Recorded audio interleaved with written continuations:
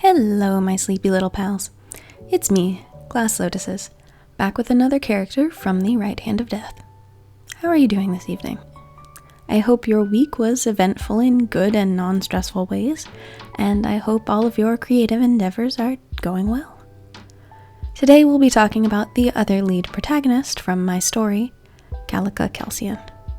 If you haven't already watched my previous video about Sena Lysith, I highly encourage you to do so, as it provides added context for what I'm about to be talking about in this video.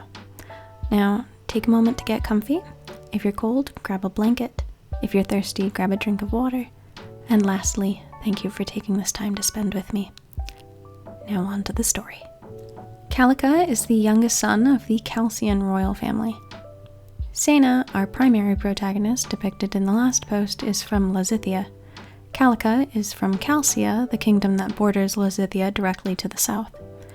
Calcia is the original human kingdom from which Lysithia broke off, and as such, Calcia and Lysithia's relationship has been perpetually tense over the last millennium.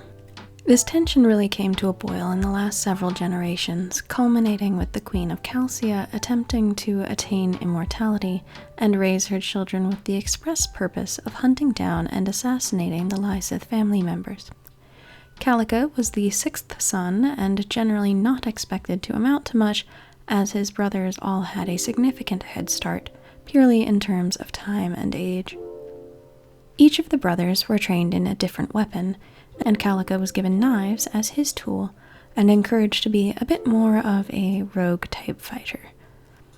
The second eldest Calcian brother, Celis, took Calica under his wing and tried to shield him from some of the darkness and suffering within their family, to limited success.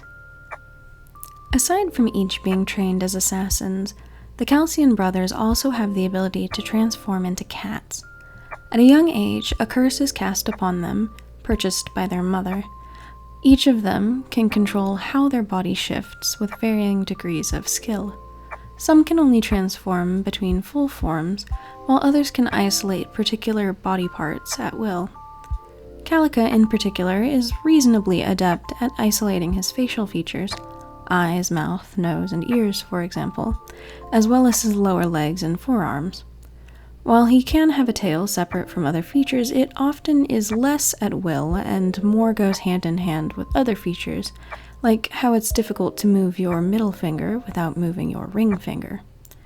Aside from shape-shifting, the brothers can also die 8 times and come back, effectively having 9 lives and 9 pieces of their souls.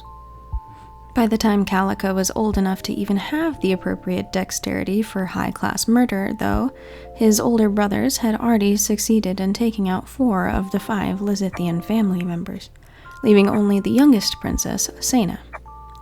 Sena was then taken into hiding, and the throne was handed off to a regent temporarily.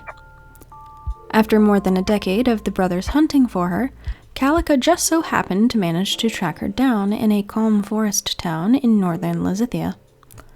While he was, of course, instructed by his mother to kill her, he had also received instructions from Celis to simply not interact with her if he found her. Instead, Celis wanted him to just quietly report back to him, not try to interfere with the princess at all, and not to tell the other Calcian family members. Calica ends up being somewhat conflicted, though, and this is where our story begins. This is all kind of lead-up and backstory to Chapter 1. If you would like to read what happens in Chapter 1 in the book, it's posted for free on my Patreon, and I will try to remember to link it below. You can also read the webcomic version on Webtoon, although to be quite honest, I am prioritizing the book version currently, so webcomic chapters beyond what are currently posted are likely far in the future. Moving on to talking about Calica's design, the concept for this character was of course one of the oldest that I ever came up with. I've been working on this story for over 10 years now, so I don't entirely remember every detail that went into my creation of him. I was in my early teens when I designed him though, and to be honest, he looked a lot more like the people around me, so his visuals have changed a bit. Previously, he was more Caucasian looking, with straighter black hair, and his design was fairly plain overall. He didn't have tattoos or scars or piercings or anything like that at the time. He could shapeshift and turn into a cat, and had 9 lives though. That was the core of his original concept, as this spun out from a much smaller one I was writing at the time. That original story focused on a witch, her young apprentice, and a cat, who was actually an assassin sent to kill the witch, but instead was injured and then healed by the apprentice. In that story, he eventually became the witch's familiar. The story has changed considerably since then, but that story was called Fogtown, and that name persisted for a long time, even as the story expanded and was mashed with other stories I was also working on. Calica's design flipped a lot closer to what it is now after I played a game of 13th Age. 13th Age is very similar to D&D in that it's a fantasy genre tabletop RPG. In that campaign, I played a tiefling sorcerer named Calico, who was not nearly as nice of a person as Calica is. Calico was a flirt who played around with the wrong sorceress. She then cursed him to become a cat whenever he wasn't in the light, and then forced him into the Underdark. Without a way to speak to anyone as a cat, Calico lived life like that for a while until he could escape the Underdark. At some point, he also got a spirit cat thing named Eidolon, and I forget much more about his story, to be honest. In any case, Calico looked pretty damn close to what Calica looks like today, but with pointed ears and tiefling horns and slightly less wavy hair. To be quite honest, I'm not sure if Calica's name was originally Calica in the short story. I usually name my tabletop characters after Latin words, and Calico is the Latin word for fog. I think I named him because I was working on Fogtown quite a bit at the time, and the Latin word sounded pretty. I do remember part of my motivation for going with Calica was because he's a black cat, and I found it funny that he wasn't a calico. But I can't remember which came first, Calico or Calica. In this drawing in particular, I was just wanting to sketch him out at his older age. Calica is only in his mid-teens when he finds Sena originally, and she's a couple years younger than he is. He's hardly an accomplished assassin, and has spent most of his life either training or hiding from his family up until this point. The first 10 chapters of the first book cover how they break down this wall between them of assassin and target, and become friends, only to be ripped apart and not see each other for over half a decade. Once they meet again, things start moving rather quickly. And I wanted to represent Calica in that older age in this drawing. You might notice that the software I'm using here is a bit different than my last video. This was the first time I had actually used Clip Studio Paint. I just switched over from using Paint Tool SAI 2, and was just figuring out how I wanted to have my setup, so I wanted to do a bit of a simpler drawing.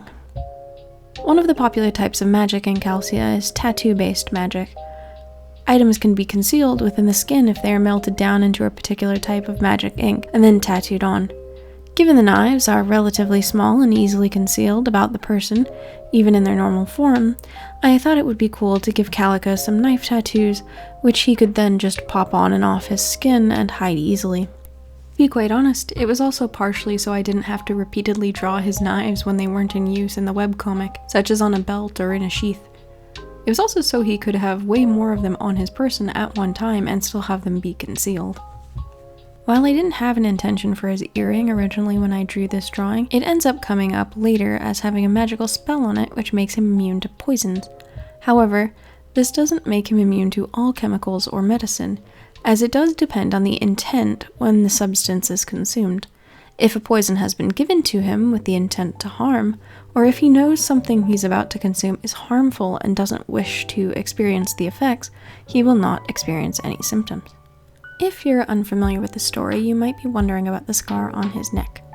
This occurs in just the second chapter of the story and webcomic, so it is out and about there to read on Webtoon and Patreon. If you don't want to hear any real spoilers though, skip ahead the next few seconds. 3, 2, 1, okay, time for spoilers. In the second chapter of the story, Calica's eldest brother beheads him with an axe. Given that the brothers can come back after death, Calica lives and gets this collar-shaped scar, which I thought was fitting as it kind of represents that he is essentially broken away from his feral family members and is relatively tame. Most of the time, at least. So, what do you think of Calica? I hope you like him. Let me know if you have any questions about him in the comments below. If you are hopping over here from TikTok, say hi. And if you are new, also say hi. I love talking to people. I will try and respond to every comment. Thank you for listening to my story about my character. I hope you've enjoyed this video. If you're interested in learning more about this story, the world, and the characters within it, please like and subscribe. Good night.